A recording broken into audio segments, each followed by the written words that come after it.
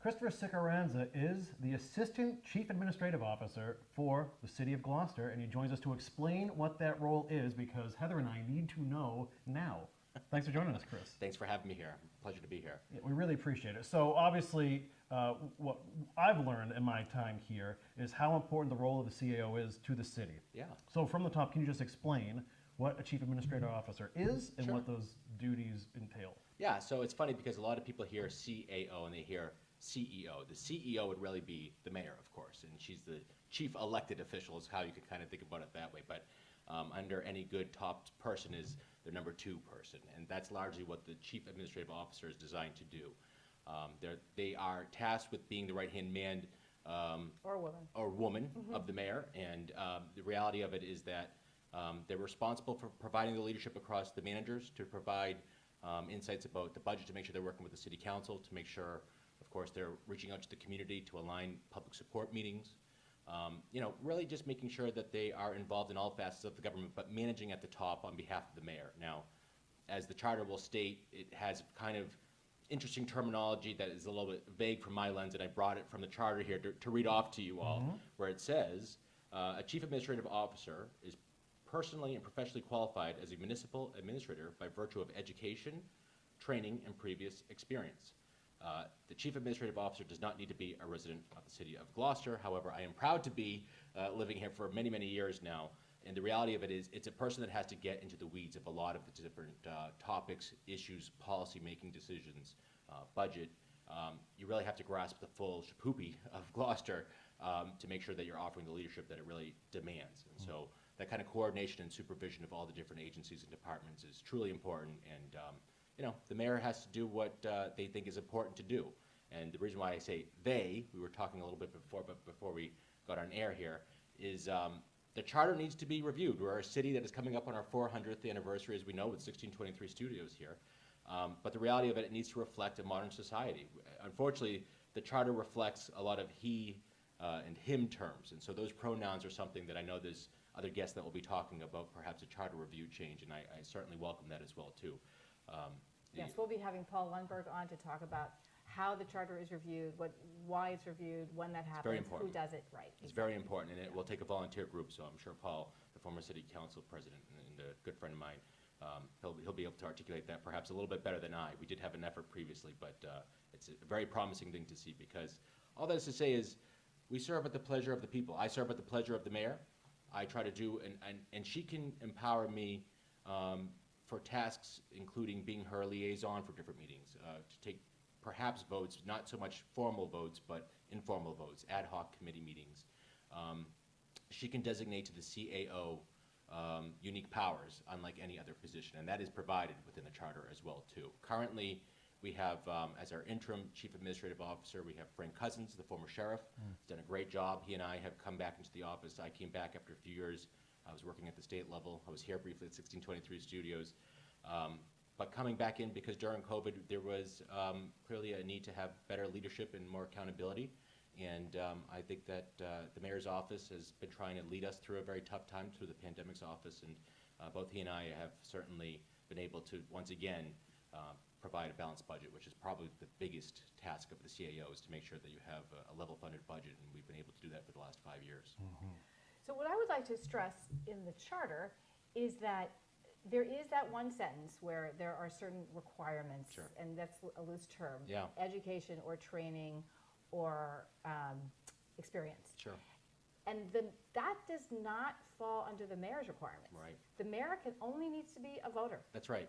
And therefore, the expertise really lies with the CAO. Well, and it's interesting because I'm part of a Suffolk MMA class, and there's other town managers or would-be town managers, chiefs of police, health directors, and it's interesting because the outlook that who is really at the helm and who's really the boss. The reality is the people are the boss, and our lovely citizens are the ones that are telling us what their will is, and that's through their elected officials. Therein, to your point, is you have to have the experts on zoning, public policy. Yeah, this is a budget. lot to know. It's a lot to know. To ask a mayor to Yeah. know all that and Yeah. keep it all covered It's is tough. unreasonable. There is no I in team, Exactly, right? yeah. And that's the reality of it. And our current mayor is certainly very strongly advocate for team building and around the idea that if you do for one, you do for all. And so she's really trying to make sure that as we are coming into a modern era, here we are once again talking about our 400th anniversary, but how do we bring things online? We talk about these new parking kiosks that are being rolled out. We have to have an option for everyone to make sure that you have both coins and perhaps an app. It's a duality at any given time to make sure that we're being true to the charter and to what our obligations are, but also to make sure that we're offering services for the modern era. And it's a tough balance because sometimes this language can actually hold us up. And that's the unusual part is when we really, sometimes when we have checklists and we look at the different checks and balances, as it were, and we look at the charter, this is our Bible, this is our Constitution, really. And if it doesn't provide a path for us to have flexibility, we legally cannot. And someone could challenge us on that. Yes, that's true, right. So what I understood was there are basically only two things you cannot do as CAO. Right. Right? Yeah, I can't take a vote on her behalf, and I can't really veto on her behalf. Right. And so, even though I am the assistant to the CAO, it is largely working hand in hand together on that. That's a largely new position. Previously, when I was with the City of Gloucester, I was the first ever, as if I didn't have a long enough name as it is, I was the Director of Communications and Constituent Services. Holy cow. So now it's assistant to the Chief Administrative Officer. Yeah. All that is to say is I'm helping to support the main people at the top get stuff done. And but you said it earlier. I think it's worth hearing is that working with all the people, including internally and externally, and just trying to make sure that the gears of government move along. And the gears of government, by the way, are designed to move slowly so as to attract attention, public discussion, city council debate. You don't want it to be really fast moving. And sometimes it's a frustration of a younger generation, especially, that, well, why isn't this getting done? You need to have a lot of your boards and commissions, your subcommittees at your city council meetings. And again, I attend a lot of these meetings on behalf of the mayor or the CAO if they can't be there. But the mayor does attend a lot, and she does have her will be known at these meetings. But executing and putting it into motion, to your point, is really important. But I am not the mayor. Frank Cousins is not the mayor. We don't have the full signing off on a signature of a certificate of votes, for example. We can't veto things. She can delegate.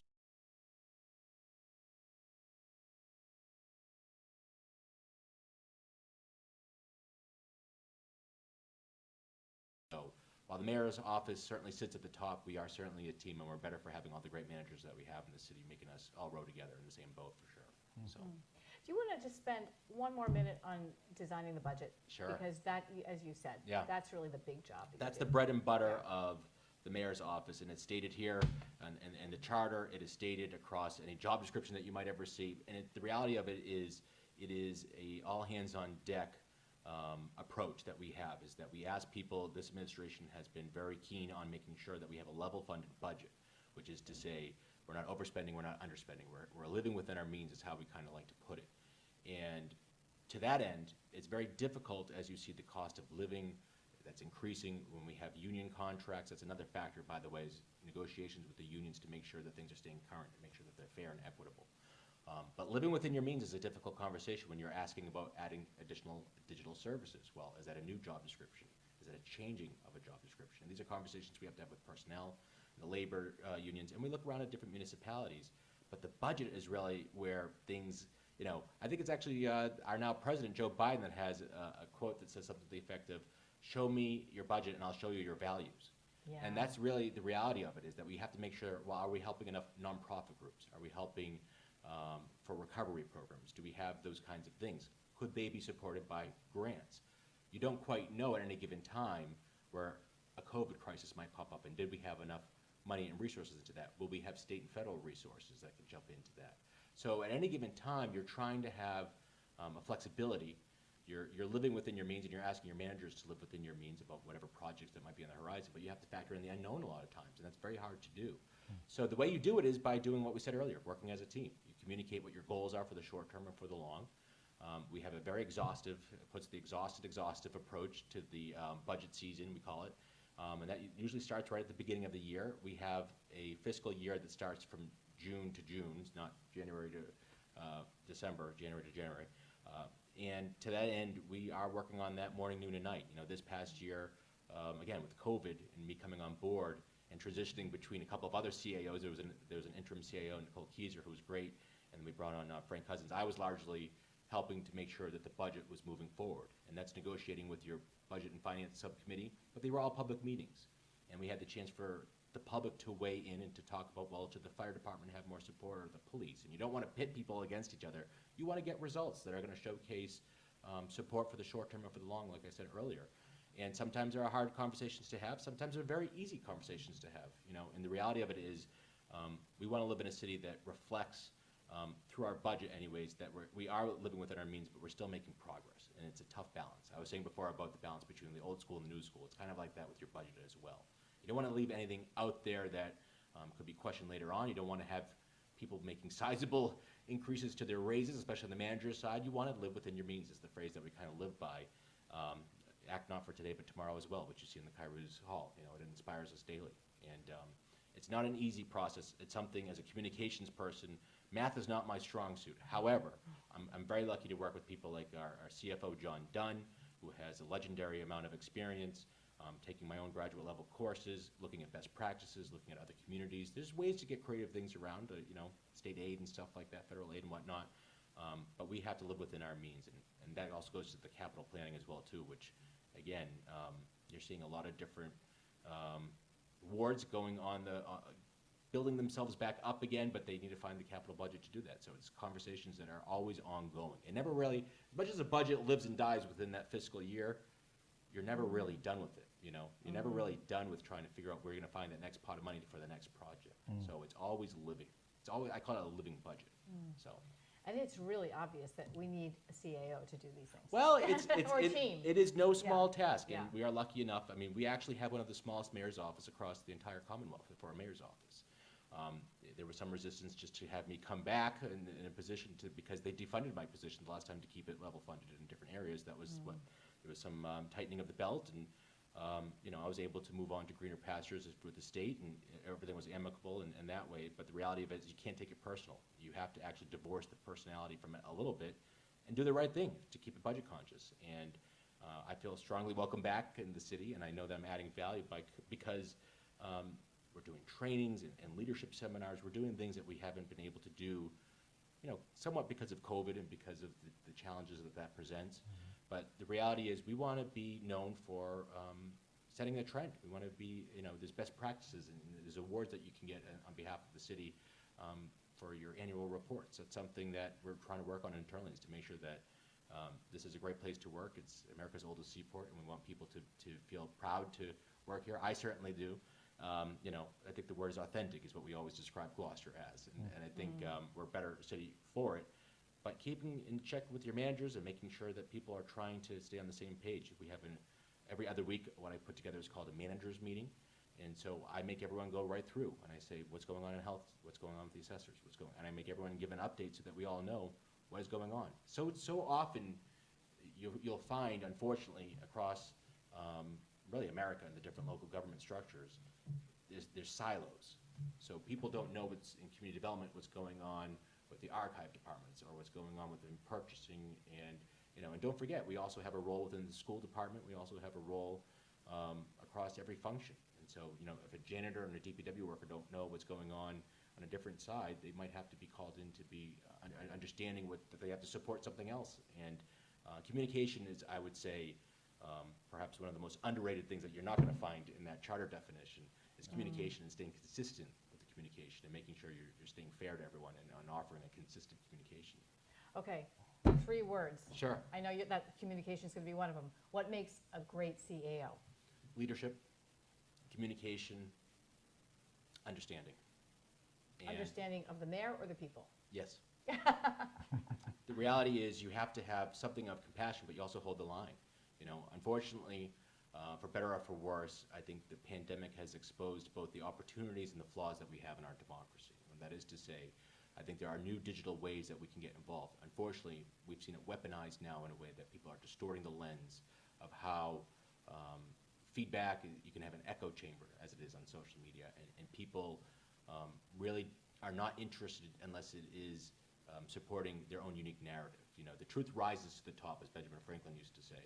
It's like cream, it rises to the top. And that's why a healthy democracy means we're having a diverse amount of voices that are sharing that. So when I say understanding, it is because it's a two-way street. I need the public to be understanding that if right now we have a mask mandate, to please wear their masks and not to tell me about whatever is going on in another country and their values. You know, these are the mandates that we're trying to do the right things here. And it's a tough time, I get that. And I think it's a lot of unfortunate misinformation. Leadership is showing up every day knowing that that might be an obstacle you have, or not knowing what you're walking into any given day, or walking into a crisis that you have to provide accountability toward.